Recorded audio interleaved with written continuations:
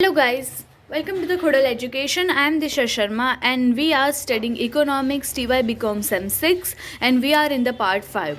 I am hoping that I am trying to active regularly and get you some new videos for helping you out, but try to more share and like on this video so I can get more inspiration to make new videos and beautiful content and easy content for understanding you. So let's go for this today's topic. Export import policy of first decade of Indian planning, that means the trade policy.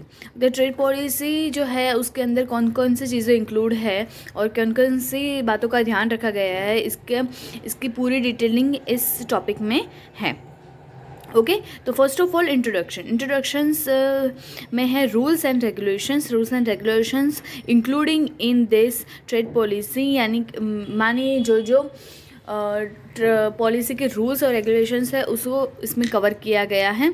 Non as foreign trade policy, government के through इसको handle किया जाता है. Changes domestic and international environment, जो international और domestic environment में change होगा trade में, उस हिसाब से इसमें चेंजेस आएंगे. इसकी प्लानिंग हुई थी 1950 टू 2000 में. Okay, second one is export import policy of India. It's includes import export policy has been implemented for advertising foreign trade and change in nature of foreign trade corresponding to development during the period of planning in India. जब India में planning हो रही थी किसमें environment को correspond करने के लिए, तब ये ट्रेड पॉलिसी लाई गई थी. ओके, तो first of all there are two parts in this topic: import policy and export policy. First of all, import policy. There are objectives covered in the import policy. These are the objectives: promote import को promote करने के लिए ये policy लाई गई थी. Independence on foreign countries, dependence on foreign countries जो है वो दिखाया गया था इसमें. प्रमोट एक्सपोर्ट को भी प्रमोट कर रहे थे वो लोग. रिड्यूसेस डिफिक्स ऑन बैलेंस, यानी कि जब हम इंपोर्ट्स करेंगे तो हमारे पास जो फॉरेन करेंसी हो वो चली जाएगी, और जब हम एक्सपोर्ट करेंगे तब फॉरेन करेंसी हमारे पास वापस आएगी. इसलिए कि जो डिफिक्स हो गए, यानी कि अगर हम ज़्यादा एक्सपोर्ट करेंगे तो हमारे पास फॉरेन करेंसी ज़्यादा होगी और इंपोर्ट करेंगे तो फॉरेन करेंसी कम होगी. उसके बीच का जो बैलेंस है वो मेंटेन करने के लिए, डिफिक्स कम करने के लिए इस इंपोर्ट पॉलिसी को लाया गया था. इंक्रीज ग्रोथ रेट और स्टेबिलिटी, हमारा जो ग्रोथ रेट होता है इंडिया का उसको इंक्रीज़ करने के लिए और स्टेबिलिटी लाने के लिए हमें इंपोर्ट पॉलिसी की ज़रूरत पड़ेगी. सेल्फ सफिशेंटी स्ट्रेस्ड, यानी कि अगर हम इंपोर्ट ज़्यादा करेंगे तो हमारी सेल्फ सफिशिएंटी होगी, यानी कि हम खुद से जो कर रहे होंगे, अगर हम इजीली गवर्नमेंट मान जाएगी कि हाँ कुछ भी इंपोर्ट कर सकते हो, तो हम जो चाहेंगे कि हम सब छोटी छोटी चीज़ों पे डिपेंडेंट होना सीख जाएंगे दूसरी कंट्रीज़ पर. वो चीज़ इसमें कवर की गई है. अगर सिंपल सी चीज़ है, हम रोज़ घर पे खाना बना सकते हैं, पर अगर कोई हमें ऐसे कहेंगे तो फ्री में से वैसे खाना ला सकते हैं आप लोग, तो हम ऑब्वियसली हम लोग घर पे खाना बनाने की मेहनत नहीं करेंगे. सेम चीज़ यहाँ पे भी होगी, सेल्फ सफिशेंटी कम हो जाएगी. स्टेडी ग्लोबल ट्रेड, यानी कि जो ग्लोबल ट्रेड है वो स्टेडी रहेगा. ठीक है. इंस्ट्रूमेंट्स, इसमें कौन से चीज़ें कवर की गई हैं. It has been used by government of India, ये गवर्नमेंट ऑफ इंडिया के द्वारा यूज़ किया गया है. To implement import policy of India, implement करने के लिए जो इम्पोर्ट पॉलिसी है वो उसके ऊपर इम्प्लीमेंट करने के लिए, उसके ऊपर काम करने के लिए ये दिया गया है. इंपोर्ट रिस्ट्रिक्शन, उसमें इंपोर्ट रिस्ट्रिक्शन होंगे. इंपोर्ट लाइसेंसिंग होगी, यानी कि उसमें जो लाइसेंस है वो सब इंपोर्ट किए जाएंगे. इंपोर्ट कोटा जो होंगे किसके, डंपलिंग ऑफ गुड्स के, वो दिए जाएंगे, राइट. और इंपोर्ट टैरिफ में कौन कौन सी चीज़ें इंक्लूड होगी, नॉन एसेंशियल गुड्स वो इंक्लूड होगी. OGL यानी कि ओपन जनरल लाइसेंस उसमें दिया जाएगा. ये सब जो हैं वो लाइसेंस है जो आपको इंपोर्ट करना है, तो ये सब आपको चाहिए. Import quota, import tariff, OGL, ये सब एक एक कोटा है यहाँ के। ये चीज़ें इसमें इंक्लूड है, ये चीज़ें उसमें इंक्लूड है, वो सब इसमें दिखाया गया है। अगर आप किसी भी चीज़ को इम्पोर्ट करना चाहते हो तो वो कौन से कोटा में है, कौन से पार्ट में है, वो आपको मेंशन करना पड़ेगा। अगर वो जिस कोटा में होगा, अगर वो चीज़ इनलीगल है तो आप इम्पोर्ट नहीं कर सकते। उसका कोटा पर्टिकुलर होना चाहिए, वो कौन से पार्ट में है वो आपको डिस्कस करना होगा।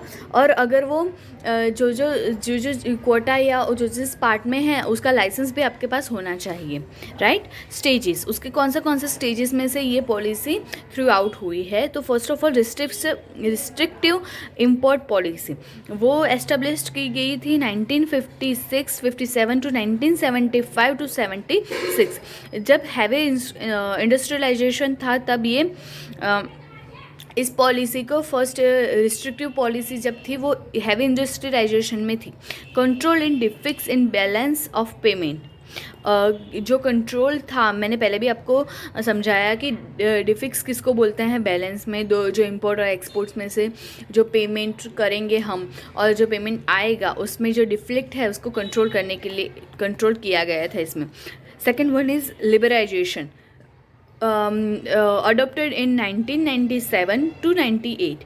In 1997 to 98, government expanded import items under OGL and reduced restrictive items. यानी कि OGL यानी कि ओपन जनरल लाइसेंस जो है उसके अंदर काफ़ी सारी आइटम्स हम अंदर इंक्लूड की गई और रिस्ट्रिक्टिव आइटम को रिड्यूस किया गया। परमिशन टू प्राइवेट सेक्टर था उसको भी परमिशन उन्होंने दी गई। Third one is liberalisation policy, 1991 में उसको एस्टेब्लिश किया गया था। आउटवर्ड और इनवर्ड दोनों में था वो, इनवर्ड नहीं था, आउटवर्ड था। Okay,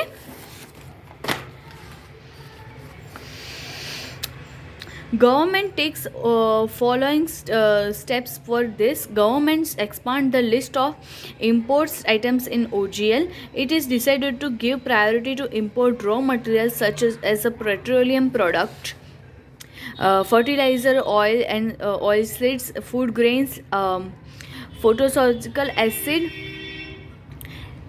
ammonia and other such products. This would increase the domestic production.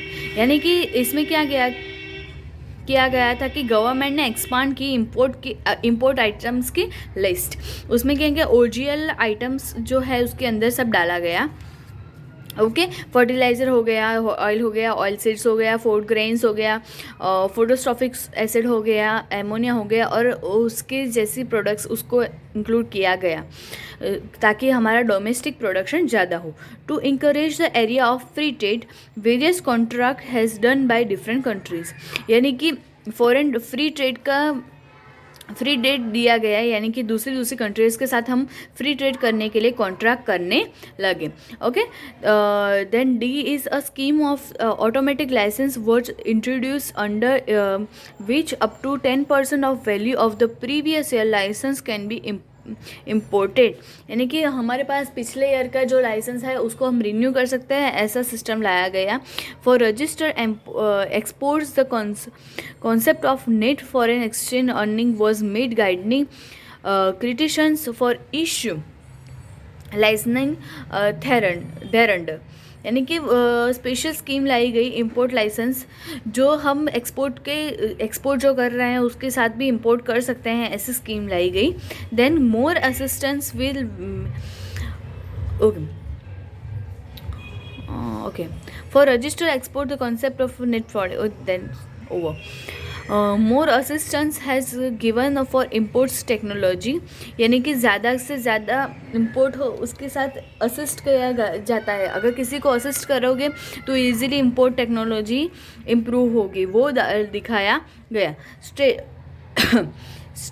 स्ट्रेथनिंग of the advance licensing system, यानी कि लाइसेंस सिस्टम है उसको ज़्यादा स्ट्रॉन्ग बनाया गया। Before 1985 a single policy was announce to do in corresponding both export and import policy. पहले single policy थी import और एक्सपोर्ट की, but in the year of 1985 for the first time joint export and import policy EXIM policy was announce. 1985 में हमें export और import की एक ही policy हमें नई लाई गई, इसको हम बोलेंगे Exim policy, export and import policy. Okay, after the various EXIM policy were announced by government, the main policies were enacted in the year of 1990, 1999, 2000 and thereafter. उसके बाद बहुत सारी एक्सपोर्ट पॉलिसी आई जो थी 1999 की, 1999 की थी और 2000 की थी। उसके बाद भी बहुत सारी एक्सपोर्ट पॉलिसीज आ गई हैं, right. Then the second part of this topic is export policy. These are the exact objective points are included in this export policy. The first of all, defend regional market, यानी कि reason जो market था उसको defend किया गया, यानी कि कैसे कई जगह पर कई चीज़ें ही मिलती थी, कई जगह पर कई चीज़ें नहीं मिलती थी, पर अब आप देखोगे कि सभी जगह पे सभी चीज़ें मिलती है। क्यों? क्योंकि हमने रीजनल मार्केट को डिफेंड किया है। Expand export for specific products को हम एक्सपांड करके एक्सपोर्ट करने लगे। ग्रोइंग रीजनल मार्केट, हम ग्रो करने लगे। हमारा रीजनल जो मार्केट है, जो हमारी चीज़ें जो सिर्फ इंडिया में मिलती है, उसको हमने एक्सपांड किया। Reduce deficits in balance of payment, जो हमने पहले भी पढ़ा है कि रिड्यूस हो गया डिफिक्स जो बैलेंस में पेमेंट में था वो। Get necessary foreign exchange for payment of a foreign डेप्ट, हमें क्या मिलने लगा? एक्सचेंज ज़्यादा मिलने लगा हम फॉरेन डेप्ट को कवर करने के लिए। शेयर ऑफ इंडिया, ग्लोबल में जो शेयर ऑफ इंडिया, तो इंडिया का जो शेयर होता है कि हमने इतनी बहुत सारी चीज़ें आती होगी मार्केट में, पर हमारा शेयर भी उसमें अच्छा होने लगा। प्राइस स्टेबिलिटी, हम प्राइस में स्टेबिलिटी लाने लगे। टू अप्रोप्रिएट ट्रेड, हम अप्रिशिएट ट्रेड, यानी कि हम व्यापार को भी अप्रिशिएट करने लगे, उसे आगे बढ़ाने में लगे। To manage rate of exchange, हम एक्सचेंज रेट को मैनेज करने लगे। एक्सचेंज रेट का मतलब क्या होता है कि अगर अभी डॉलर का भाव जो होता है, $1 है तो उसके सामने रुपीज़ का भाव कितना है, वो एक्सचेंज रेट होता है।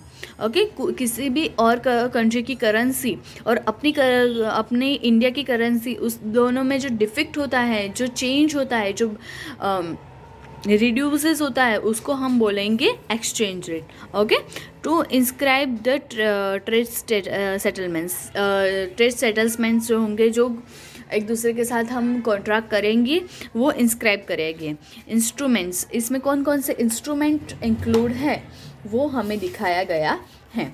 तो कौन कौन से इंस्ट्रूमेंट्स इंक्लूड है? तो first of all, export control and duties were relaxed, यानी कि एक्सपोर्ट करने के लिए जो कंट्रोल थे या ड्यूटीज़ थी जो हमें पे करनी है, या जो कंट्रोल के अंदर हमें रहकर सब एक्सपोर्ट करना है, वो रिड्यूस हो गया, रिलैक्स हो गया।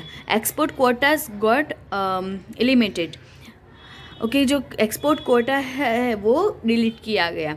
और the incentives were given to exchange export, यानी कि एक्सचेंज एक्सपोर्ट को भी हमने आगे बढ़ाया। इनकम टैक्स रिलीफ और टू एक्सपोर्ट अर्निंग्स, अगर एक्सपोर्ट करेंगे, जो अर्निंग्स आएगी उसमें जो इनकम टैक्स होगा उसको हमने क्या किया? रिलीफ दिए, यानी कि उसको कम किया। तो इससे क्या होगा कि एक्सपोर्ट ईजिली हम ज़्यादा से ज़्यादा लोग कर पाएंगे। वो लोग सोचेंगे कि नहीं भाई सही है, एक्सपोर्ट कर सकते हैं हम। कौन कौन से पॉलिसीज इसमें कवर की गई थी? तो 2 पॉलिसीज थे। First of all 1951 to 1999 established for export of T, coffee, rubber, cashew nut और लेदर, इसके लिए एस्टेब्लिश की गई थी। सेपरेट ट्रेड डिपार्टमेंट स्टार्टेड, यानी कि ट्रेड का सेपरेट डिपार्टमेंट स्टार्ट हुआ। ECGC यानी कि export credit and guarantee corporation started 1965 में, 1964 में ये स्टार्ट किया गया। फाइंड न्यू मार्केट्स एंड डिवेजेशंस, यानी कि न्यू मार्केट्स, अगर हम एक ही जगह पे सब एक्सपोर्ट करेंगे तो हमारा ग्रोथ नहीं होगा, तो हमें अलग अलग टाइप के मार्केट में जाके हमें वो सब हमारा जो एक्सपोर्ट का माल है वो डालना पड़ेगा, right. Then next is STC, यानी कि स्टेट एंड ट्रेडिंग कॉरपोरेशन, यानी कि स्टेट और स्टेट का जो होता है उसका ट्रेडिंग कॉरपोरेशन भी बनाया गया, पर्टिकुलर स्टेट का खुद का, ऐसे। MMTC, यानी कि mineral and metal trading corporation, minerals होते हैं और मेटल का ट्रेडिंग कॉरपोरेशन अलग से बनाया गया। For promote export and export house started in private and public sector, यानी कि पब्लिक और प्राइवेट सेक्टर दोनों में एक्सपोर्ट के हाउसेस बनाए गए। रेलवेज कंसिडरेशन, यानी कि अगर हमें कुछ एक्सचेंज में लेना है तो हम रेलवे का कंसिडरेशन दे सकते हैं। कंसिडरेशन इन द सेंस कि हम अगर कुछ हम ले रहे हैं, कोई भी चीज़ खरीद रहे हैं, तो उसके बदले में हम जो भी सामने वाले को देते हैं उसको हम बोलेंगे कंसिडरेशन। या फिर हम किसी चीज़ को सामने वाले को दे रहे हैं या फिर बेच रहे हैं, तो उसके बदले में वो सामने वाला आपको जो भी देगा वो उसको क्या बोलेंगे, कंसिडरेशन। यानी कि कंसिडरेशन रेलवे का भी अंदर इंक्लूड किया गया कि अगर हम कुछ भी एक्सपोर्ट कर रहे हैं या इंपोर्ट कर रहे हैं तो हम रेलवे का कुछ भी सामान है वो हम पेमेंट के तौर पर लेंगे या फिर देंगे। Rupee is devaluated in 1966, exchange rate 1973 में लाया गया और रूपी किस में लाए गए, 1996 में। 100% एक्सपोर्ट ओरिएंटेड यूनिट स्टार्टेड, जो हम 100% जो एक्सपोर्ट करने लायक होते हैं वो यूनिट्स हमने स्टार्ट किए गए। रो, सेमी फिनिश्ड और कैपिटल गुड्स आर इम्पोर्टेड, यानी कि जो रो होता है जो जिससे हम बना सकते हैं, पर उसको जैसे रुई होती है, अगर हमें कपड़ा बनाना है तो रुई उसका रो मटेरियल हुआ, तो रो मटेरियल है, या सेमी फिनिश्ड गुड्स है और या कैपिटल गुड्स है, वो हम इंपोर्ट करेंगे। और 100% ओरिएंटेड यूनिट्स, यानी कि जो 100% कंप्लीट हो गया है जिसका प्रोडक्शन, अब भी हम उसको डायरेक्ट यूज़ कर सकते हैं, वैसे यूनिट्स को हमने एक्सपोर्ट करना स्टार्ट कर दिया। Relief granted from MRTP and फेरा, इसको ग्रांटेड को रिलीफ मिला थोड़ा।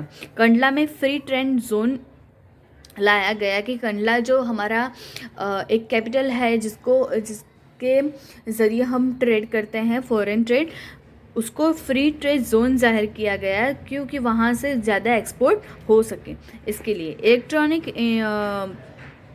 इंडियन फ्री प्रोसेसिंग जोन, इसको हमने फ्री प्रोसेसिंग जोन डिक्लेयर किया। And then second one is 1991 to 2000, 20% currency devalued for boost export, यानी कि 20% करेंसी डिवैल्यूएट हुई फॉर बूस्ट एक्सपोर्ट को बूस्ट करने के लिए डिवैल्यूएट हो गई।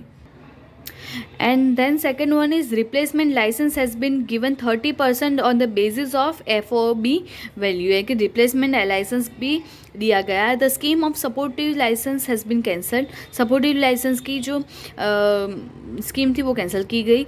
Only small scale industry in manufacturing and producing life saving drugs are included under OGL or allowed to do import under additional licensing, यानी कि जो लाइफ सेविंग ड्रग्स था उसको OGL के अंदर इंक्लूड किया गया। All additional license have been cancel. Export units के जो एडिशनल लाइसेंस थे उसको कैंसिल किया गया। However, they gets benefits of 30% replacement rate on basis of the FOB value, replacement में 30% का बेनिफिट दिया गया। Decentralization of the export card will be made, यानी कि एक ही जगह पे एक्सपोर्ट कार्ड जो बनता था उसकी जगह पे सब जगह पे बनने लगा। Okay, and then RBI has convert 40% of its export earnings official rate and 60% its market rate, यानी कि 40% एक्सपोर्ट अर्निंग जो होती है उसको ऑफिशियल रेट करा गया और 60% जो उसकी रेट है उसको मार्केट रेट में डाला गया। In the context of export earnings full of convertibility in of रूपी done in the budget of 1993 to 94। अब हम जितना भी अर्निंग्स करेंगे किसमें, एक्सपोर्ट में, वो कन्वर्ट हो जाएगा रुपी में 100%। वो हमें बजट 1993 और 1994 में दिखाया गया। Commerce department would eliminated unnecessary restrictions on export and remove it. Commerce department ने जो अननेसेसरी रिस्ट्रिक्शंस है वो रिमूव कर दिए गए। Government gives tax rebate for 5 years to industries which established free trade area. जो फ्री ट्रेड एरिया थे उसमें से टैक्स निकाला गया। Okay, as per the recommendation of Chelliah committee, the government has reduced the maximum rate of duty in the budget of 1993 to 1994.